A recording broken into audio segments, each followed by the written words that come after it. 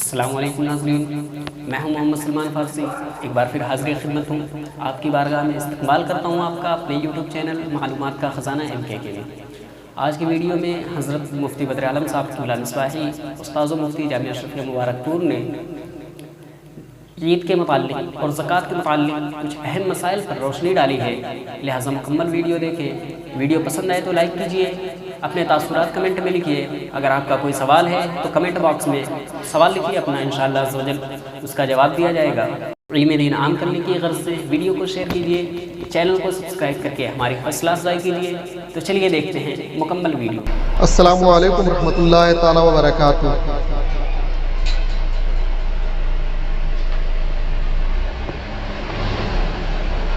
Mobile پر میرے بار بار مختلف سوالات آتے ہیں اور ایک ہی سوال بار بار آتے ہیں، جواب دینا پڑتا ہے۔ میں نے عزیزم مولانا سلمان سلموں سے کہا کہ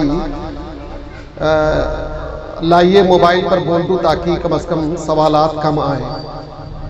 ایک مسئلہ بڑا تیزی سے پوچھ رہے ہیں لوگ اور پوچھتے رہتے ہیں کہ کسی کے پاس صرف سونا ہے، چاندی بالکل نہیں ہے، لیکن سونا ہے تو 7.5 تولہ سونا نہیں ہے، 5 تولہ ہے، 4 تولہ ہے، 6 تولہ ہے، 6.5 تولہ ہے، 7 تولہ ہے، 7.5 تولہ نہیں ہے، تو کیا اس پر زکوٰۃ ہوگی کہ نہیں ہوگی؟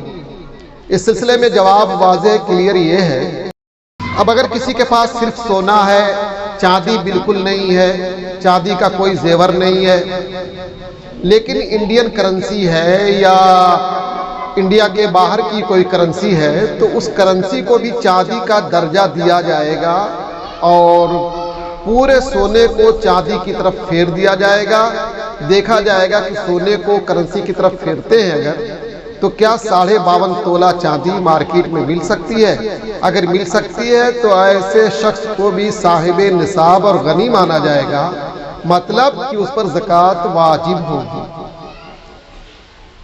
اس لیے یہ ہیلا کہ ہم سارے چاندی کے زیورات بیچ ڈالے، بچوا دیا ہم نے اپنی اہلیہ سے، تو ٹھیک ہے آپ نے بچوا دیا، لیکن اگر آپ نے کرنسی رکھی ہے، ظاہر سی بات ہے کرنسی تو ہوگی، چاہے انڈین کرنسی ہو چاہے باہر کی کرنسی۔ اگر کرنسی ہے تو آپ اس ہیلے کے ذریعے زکوٰۃ کے وجوب سے بچ نہ پائیں گے، بلکہ کرنسی کو چاندی کا درجہ دیا جائے گا اور سونے کو چاندی کی طرف پھیرا جائے گا۔ پھر دیکھا جائے گا کہ کیا 52.5 تولہ چاندی دستیاب ہو سکتی ہے اتنے میں، تو زکوٰۃ واجب ہو جائے گی۔ اور ایک مسئلہ یہ بھی پوچھا جاتا ہے عام طور سے کہ بہت قیمتی لوگ بٹن استعمال کرتے ہیں، قیمتی چشمے استعمال کرتے ہیں، 10 ہزار 15 ہزار بلکہ 40 35 ہزار کے چشمے استعمال کرتے ہیں۔ تو میں نے کل ہی بتایا تھا کہ آپ یوز کے سامان، استعمال کے سامان کتنی ہی قیمتی ہو، اس پر زکوٰۃ نہیں۔ ایسی ایک مسئلہ پوچھا جاتا ہے کہ ہم نے 1 کروڑ روپیہ رکھا ہے مکان بنوانے کے لیے، تو کیا اس 1 کروڑ پر زکوٰۃ واجب ہوگی؟ ابھی بنوایا نہیں ہے، پلان بنا رہے ہیں، نقشہ بن چکا ہے اور میٹیریل وغیرہ لینا ہے۔ اس سلسلے میں اسلامی بھائیوں سے کہنا چاہوں گا کہ اگر آپ نے پیسہ رکھا ہے تو ضرور اس پر زکوٰۃ واجب ہوگی۔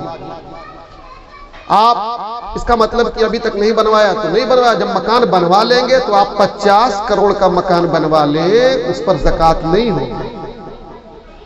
ایک مسئلہ اور زکوٰۃ سے متعلق جو کنفیوز میں ڈالتا ہے لوگوں کو، اور آئے دن موبائل پہ لوگ ڈسٹرب کرتے ہیں، تو میں موبائل کے ذریعے اسی چینل کے ذریعے سوچ رہا ہوں کلیئر کر دوں تاکہ کچھ میرا بوجھ اور میری مصروفیت میں کمی آئے۔ مسئلہ ایک لوگ پوچھتے ہیں کہ آج کی ڈیٹ میں، مثلا آج فار ایگزامپل آج 22 مئی ہے فار ایگزامپل، تو 22 مئی کو اگر آپ صاحب نصاب ہو گئے، پھر اگلے سال بھی 22 مئی کو صاحب نصاب رہے تو آپ پر زکوٰۃ واجب ہے۔ بیچ میں آپ کا نصاب ڈسٹرب ہوتا رہا، بالکل کم ہو گیا، بالکل فقیر ہو گئے، اس سے کوئی فرق نہیں پڑتا۔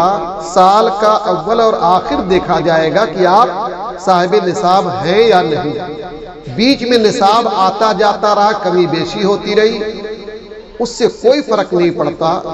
شروع میں اگر آپ فار ایگزامپل 35,000 کے ذریعے صاحب نصاب ہوئے اور اگلے سال مئی میں اسی 22 مئی کو آپ کے پاس 1 کروڑ آ گیا، اچانک ایک ہفتہ پہلے آ گیا 1 کروڑ، تو 1 کروڑ کی زکوٰۃ واجب ہوگی۔ یہ غلط فہمی کہ سال نہیں گزرا ہے، جی نہیں، جتنے بھی پیسے آتے جائیں گے اسی 35,000 میں ضم ہوتے جائیں گے اور سب نصاب کا حصہ بن جائیں گے۔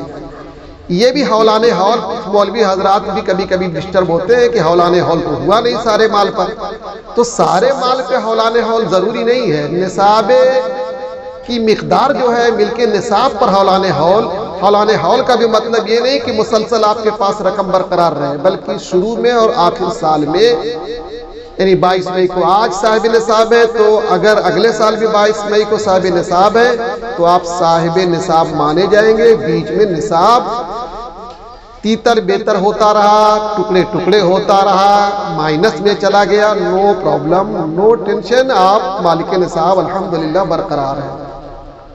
دوسرا مسئلہ مجھے یہ بتانا ہے کہ عید ہمارے سامنے ہے، بالکل لاک ڈاؤن کا مسئلہ چل رہا ہے، گورنمنٹ سے پنگا لینے میں آپ کی عزت کو خطرہ ہے، آپ کی ناموس کو خطرہ ہے، بلکہ میں تو کہوں گا گورنمنٹ جو لاک ڈاؤن لگا رہی ہے یہ اپنے کسی فائدے کے لیے نہیں، یا کسی سیاسی فائدے کے لیے یا کسی پارٹی کو فائدہ پہنچانے کے لیے، نو نو نو، ہرگز نہیں، یہ آپ کے فائدے کے لیے ہے، آپ کے مفاد میں ہے لاک ڈاؤن۔ یہ الگ بات ہے کہ اکنامی اعتبار سے آپ ڈسٹرب ہو رہے ہیں، لیکن حقیقت یہ ہے کہ یہ آپ کے فائدے کے لیے ہے، اور اسے مودی گورنمنٹ پر بھی نہیں تھوپنا چاہیے۔ پوری دنیا لاک ڈاؤن لگا رہی ہے تو اسے مودی کی سازش کہنا یہ بھی احساس کمتری کی دلیل ہے آپ کی۔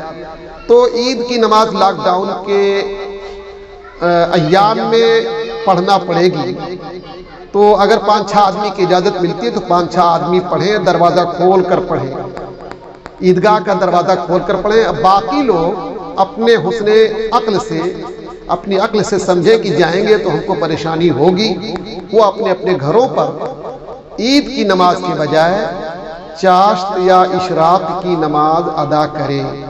کل بتا چکا ہوں میں کہ یہ اشراق یا چاشت کی نماز اپنے گھروں پر آپ ادا کریں گے، آپ کے بچے، آپ کی عورت، آپ سب ادا کریں گے، لیکن نہ خطبہ ہوگا اور نہ ہی 6 تکبیریں ہوں گی، نارمل جیسے نفل کی نماز پڑھی جاتی ویسے ہی پڑھی جائے گی۔